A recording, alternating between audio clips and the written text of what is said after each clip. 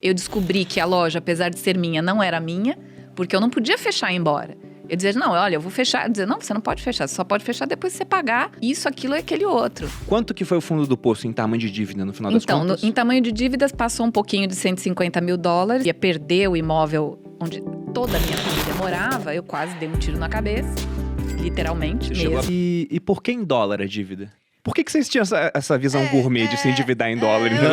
No meu caso era turismo. No teu caso era turismo. Pagava em dólar o fornecedor que lá tinha que ser em dólar. No meu caso, naquela época, você costumava dolarizar as dívidas para poder ter um índice, um indicador, né, para você não perder dinheiro. Tinha muitos índices, né? Era um pouco. A gente estava vindo daquela época do overnight, que você dormia pobre e acordava rico, entre aspas, né? Então, era tanto índice, tanta coisa, que as pessoas falavam, olha, você me deve R$5 mil, vamos fazer o seguinte, vamos transformar isso em $5 mil e você me paga quando você puder. Até 99 era 1 para 1 ainda. Era 1 para 1 ainda. Uma paridade. Exatamente. E antes disso, nós tivemos até o real mais valorizado do que o dólar. Quando eu estava no exército, no final da minha carreira, o pessoal adorava ir pro Haiti. Era missão de paz, era muito mais trabalho, mas além do salário normal aqui do Exército, também tinha um salário em dólares. E o dólar estava mais ou menos, em 2017, uns R$3. O pessoal ia e falava, tô rico, mesma coisa, Carolina Ferraz aqui na tela. Quando meu pai foi para Angola, se não me engano, em 96, um real estava mais valorizado do que o dólar. Não valia nada. Então, com o dólar, você comprava na época uns 98 centavos de real. Foi em 96, exatamente, foi a primeira vez que eu fui para fora. Gente, eu me senti a milionária. Porque eu fui para a Grécia me sentindo a milionária. Eu fui para Israel a primeira vez me sentindo a milionária, porque era acho que 1,30 o real em relação ao dólar, né? E nessa época, 2000, 2001, a gente fazia isso, a gente dolarizava a dívida para você ter um ponto de partida, porque senão a tua dívida, cada dia você devia um valor. Já tô vendo uma coisa que vai acontecer de ruim. Você falou que foi 2001, 2002 teve o ano da eleição do Lula, o dólar disparou. Então, mas antes disso eu já tinha me livrado, porque o que aconteceu? Em 2001, eu digo que o Osama Bin Laden invadiu o meu comércio, porque o que aconteceu? Os meus melhores clientes vinham de fora do Brasil. Eu tinha uma cliente paraguaia que vinha e gastava muito, e ela trazia dólar, ela trazia dinheiro. Então, ela já me encomendava um monte de coisa. Olha, eu tô indo para São Paulo, eu quero isso, quero aquilo. E fazia a compra para a paraguaia. Ganhava muito dinheiro com ela, né? Tinha um cliente que vinha do Equador, que também trazia dólar. Eu me lembro que aquele cliente... Primeira vez que ele entrou na loja, eu falei, gente, quem é esse cara cafona com essa pochete horrível? Já no ano 2000, pochete não era fashion. Já tinha saído ruim. de moda. E eu, gente, o que é aquilo? Aí a minha vendedora falou assim, cala a boca, que aquilo tem dinheiro, ele traz dinheiro dentro da pochete. Ai, gente, pochete maravilhosa, eu achei sensacional. E realmente, ele trazia assim, ele tinha um cinto enorme, que era dólar pra tudo quanto é lado. Que loucura. E ele comprava muito, né?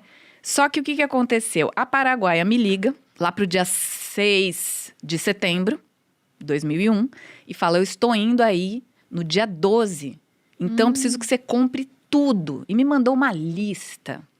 Eu comprei tudo que a mulher queria. Só que... No 11 de setembro, fecha tudo.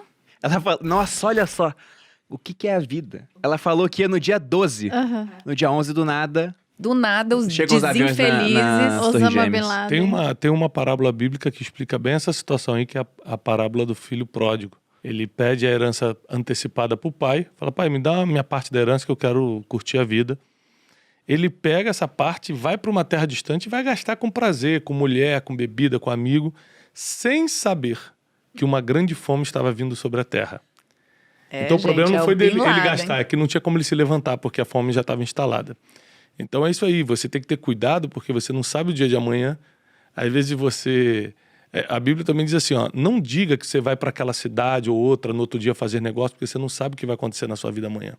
Então, eu sou um cara da fé, assim, porque eu já experimentei que se você for só na métrica, tudo pode desandar. Como isso aí, não, tá tudo certo, ela vai me pagar, tava é certo, de confiança, né? A e tal. mulher trazia dinheiro, gente. Exatamente. Como assim? Não era cheque pré-datado, né? Que era o comum da época. Não era nota promissória. Ela me pagava à vista.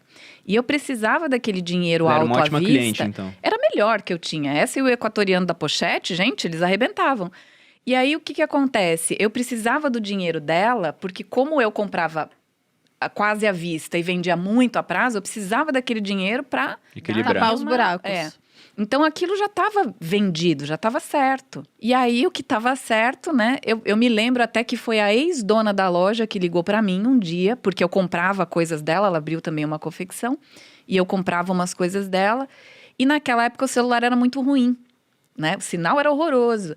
E aí eu me lembro que ela me ligou e falava assim, Patrícia, não sei o quê, caiu um avião, lá, não sei o quê, no Enter. E eu dizia, gente, caiu um avião no Play Center? Como assim? O que eu tenho a ver com isso? Porque ela queria dizer que ela não ia poder me entregar a mercadoria que eu já tinha vendido. Uma parte dela eu já tinha vendido. E aí eu dizia, gente, e daí que caiu um helicóptero no Play Center? Eu não tenho nada a ver com isso. Quando eu fui ver, tinha acontecido a questão lá das Torres Gêmeas, né? Eu falei, gente, isso não tem nada a ver comigo. Fui em Nova York, o que eu tenho que ver com o que está acontecendo? Quem é o Bin Laden? Eu não estou nem aí. Mas isso afetou muito o meu negócio, porque os meus clientes pararam de vir, tanto de fora, quanto de outros estados brasileiros, porque todo mundo ficou assim, o que vai acontecer? E daí, né? Eu tava na 7ª série. Eu lembro bem desse dia, assim. E você sabe que aconteceu uma coisa muito engraçada, que o meu marido, ele é fotógrafo. Na época, ele dava aula de fotografia na Escola Pan-Americana de Arte. E ele estava dando aula quando aconteceu isso. E uma aluna dele começou a gritar no celular e ele falava, o que está acontecendo? O que está acontecendo? Ela tinha sido avisada por alguém que tinha acontecido, que tinha caído a primeira torre. E ela ligou para um parente dela que trabalhava na outra torre falando, sai daí que caiu um avião. E ela salvou a vida do parente. Que loucura. Gritando na sala. Então, quando ele conta isso, eu digo, pois é, a tua aluna salvou a vida do outro e eu morri, né? Naquele dia, eu financeiramente morri. A gente visitou o museu do 11 de setembro lá em Nova York. E assim que você entra, tem uma gravação falando assim, eu estava lavando louça. Eu estava no trabalho. Porque meio que todo mundo que viveu lembra. Eu também me lembro. Onde estava. Eu estava vendo Dragon Ball Z na Rede Globo e de repente o desenho foi interrompido. E começou. Mas esse ponto que você falou do 11 de setembro, tem até um paralelo com a sua história. Porque o negócio de você estava indo bem e, de repente, um acontecimento em outra parte do globo afetou pra caramba o negócio de vocês. No teu caso, foi a guerra de Israel. E o aumento do dólar. E levou ao aumento do dólar. E no seu caso, foi a questão do 11 de setembro. Que também provocou, na época, um aumento do dólar. Porque nessa hora, ninguém sabe o que vai acontecer. Então, os investidores... E aí, eu devia super mais. Exatamente, eles tiram dinheiro de mercados emergentes, como o Brasil, com medo. Se todo mundo tá pegando real, trocando por dólar e levando embora, o preço do dólar dispara aqui. Eu não tinha a menor ideia a respeito dessas coisas, né? Eu não tinha ideia nenhuma de que isso ia me afetar, só que isso me afetou. E aí, o que acontece? Eu não conseguia fechar a loja, porque eu tinha dívidas, aí eu já tinha passado da época de carência, já estava devendo muito dinheiro. Eu descobri que a loja, apesar de ser minha, não era minha, porque eu não podia fechar e ir embora. Eu dizia, não, olha, eu vou fechar. Eu dizia, não, você não pode fechar, você só pode fechar depois que você pagar isso, aquilo e aquele outro. E aí eu descobri uma outra coisa que foi o meu fundo de poço geral, que para que eu alugasse aquela loja, a minha mãe foi fiadora. E nós tínhamos, olha isso, meu avô deixou para nós uma vila de casas onde morava toda a minha família. Era apenas uma escritura. E esse imóvel, essa escritura, era o fiador da minha loja. Você quase que despejou sua família. Todo mundo, simplesmente todo mundo ia estar na rua. E aí eu sentei com a administradora do shopping e ela falou assim, como se estivesse falando qualquer coisa. Ela falou, olha, eu vou executar aqui esse imóvel, então, que não sei o que. Executar? O que é executar? Que imóvel? Como assim? E aí que eu entendi que ela ia simplesmente tomar a vila inteira. Que meu avô, quando veio para o Brasil, ele tinha comprado o quarteirão todo, ele tinha loteado, ele tinha feito... E aí é legal dizer que a culpa não era dela, né? A culpa era sua.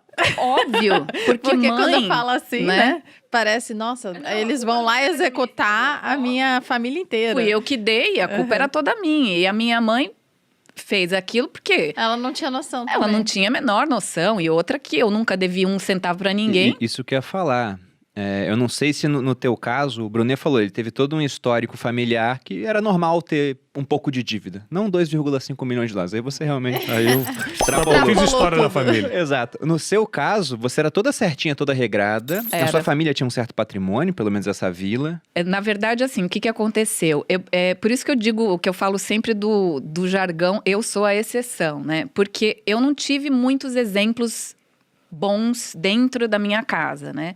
Eu tive meu avô, que sempre foi uma pessoa que cuidou muito do dinheiro e etc., que veio para o Brasil sem absolutamente nada e construiu a vida dele aqui, viveu bem, etc. Mas, por exemplo, meu pai, ele ganhava muito bem, mas a gente nunca via o dinheiro dele, porque o meu pai, o dia que ele chegava mais tarde em casa, era o dia que ele recebia o pagamento. Ele só voltava para casa quando ele tinha gasto tudo. Nossa. Só voltava para casa quando tinha gasto tudo. Ah, no que teu pai gastava? Bebida, jogo de cavalo, carteado. Pelo menos eram gastos legais. Maravilhosos. Pelo Enquanto ele não perdia tudo, ele não voltava para casa. Essa era a dinâmica dele com o dinheiro. Tá, gente, vamos sair do fundo do poço, que eu tô nervosa aqui, porque eu sou a única pessoa desta mesa que não tive nenhuma experiência com dívida. A família da Malu Eu sempre sou foi bem uma pessoa, certinha. meu pai sempre foi uma Levante a pessoa mão pro céu. muito regrada. Eu sempre fui uma poupadora, né, gente? Malu é eu mão de era- vaca raiz. Hoje em dia não tanto, né? Porque a gente tá Mas agora numa não prosperidade precisa, é. boa. Não, hoje em dia Até você hoje, até é. mais em termos proporcionais. É verdade. Você gasta mais do que você gastava lá atrás? Muito mais? Muito Sim, mais. só que Mas hoje você muito também tem um menos do patrimônio que muito poderia. maior. É. Exatamente. Só que a família da Malu, realmente, eles sempre foram muito regrados em relação às finanças. E a minha família, quando a Malu conheceu, falou, nossa, a família do Bruno tem dinheiro. Porque minha avó morava no Leme, no Rio Que de eles Janeiro. viviam além Pontinha das de possibilidades. Copacabana. Só que não, né? Tinha um comércio na época que era um restaurante, então tinha mais propriedades, tinha alguns imóveis, só que gastava também bastante. Para minha avó era totalmente comum. Como era tipo... Na verdade, era normal, era comum, mas não deveria ser normal, né? Ela também fazia dívida. Se não tinha nenhum consignado caindo, então tinha espaço para ter algum, entendeu? É. Minha mãe também tinha um histórico de dívida muito grande. Eu lembro que os meus pais, nos idos de 90 e pouco, quando ninguém tinha celular, eles tinham. Custava uma nota, não sei né? pra Nossa. quê, era eles e o Abílio Diniz Falar com o celular quem, naquela gente? época. Tava Não, não falando tinha nem com pra quem ligar. Exatamente. Então, eu também, em casa, eu tive um exemplo de descontrole financeiro. E aí, eu quis sair o contrário daquilo. Aí, eu comecei a ser muito mais regrado com finanças. Mas quanto que foi o fundo do poço em tamanho de dívida, no final das Então, contas? em tamanho de dívidas, passou um pouquinho de $150 mil, porque eu entrava... Quando eu consegui, né? Quando eu entendi que eu ia perder o imóvel onde toda a minha família morava, eu quase dei um tiro na cabeça. Literalmente Você mesmo. chegou a pensar em coisas assim? Eu cheguei a programar, esse que é o medo, Nossa. né? Eu era muito racional, assim, não tinha assim, eu vou me dar um tiro. Não, gente, como é que eu vou fazer? Eu tinha um último cartão, era o cartão número 5, ainda não estava estourado, o limite que eu tinha, eu comprava um 38, ponto. Eu dizia, se eu comprar um 38, de repente o cara me dá meia dúzia de bala, eu preciso só de uma.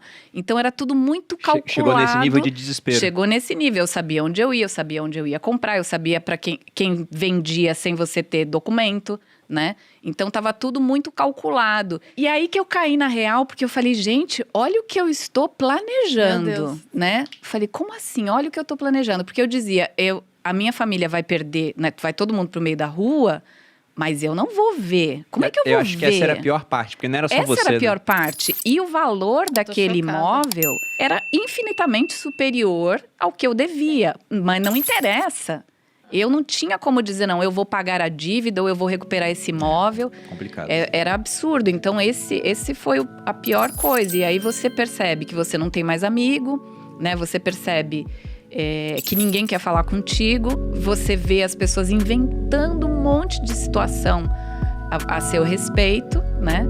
E é muito ruim mesmo, ameaça, enfim, é bem complicado.